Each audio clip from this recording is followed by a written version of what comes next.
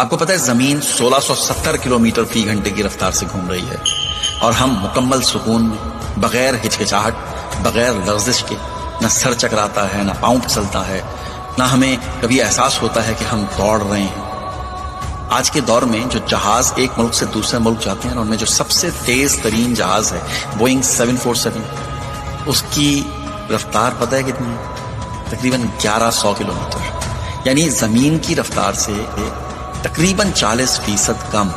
اور ہاں، زمین سورج کے گرد بھی گھوم رہی ہے 10,08,000 کلومیٹر فی گھنٹہ، یعنی ہر لمحہ ہم خلا میں سفر کر رہے ہیں، مگر ہمیں کچھ بھی محسوس نہیں ہوتا، کوئی جھٹکا نہیں لگتا، بس ایک مکمل بے آواز نظام۔ تو یہ سب کچھ کون چلا رہا ہے؟ یہ کشش ثقل، یہ رفتار، یہ گردش، یہ دماغ کا توازن، یہ جسم کا سکون، یہ آنکھوں کی سیدھ، دل کی دھڑکن اور خون کی روانی، سب زمین کی حرکت میں حصہ لے رہے ہیں، اور پھر بھی ہم پرسکون، متوازن، محفوظ ہیں۔ کیا یہ اتفاق ہے؟ کیا یہ سب کچھ خود ہو رہا ہے؟ ویسے معذرت کے ساتھ کچھ لوگ کہتے ہیں کہ ہاں، یہ سب کچھ خود ہو رہا ہے، یہ سب فزکس ہے، نیچر ہے، یہ ایک اتفاق ہے، یہ ہاکنگ کا نظریہ ہے۔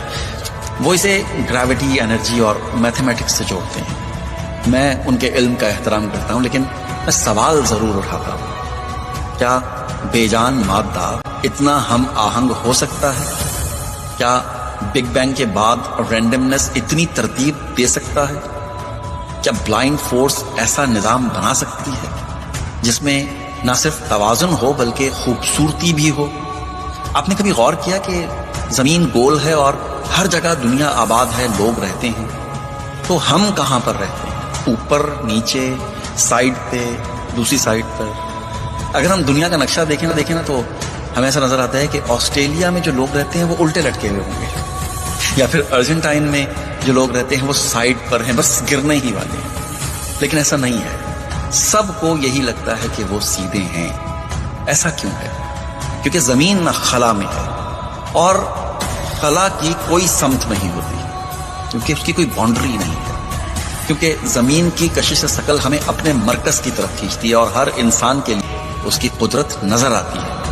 میں مانتا ہوں کہ یہ سب کچھ خود نہیں ہوا، بلکہ کسی نے اسے بنایا ہے، سنوارا ہے اور تھاما ہوا، اور ایک دن آواز کا ہونا ہوگا اور سب کچھ بکھر جائے گا، سمجھے؟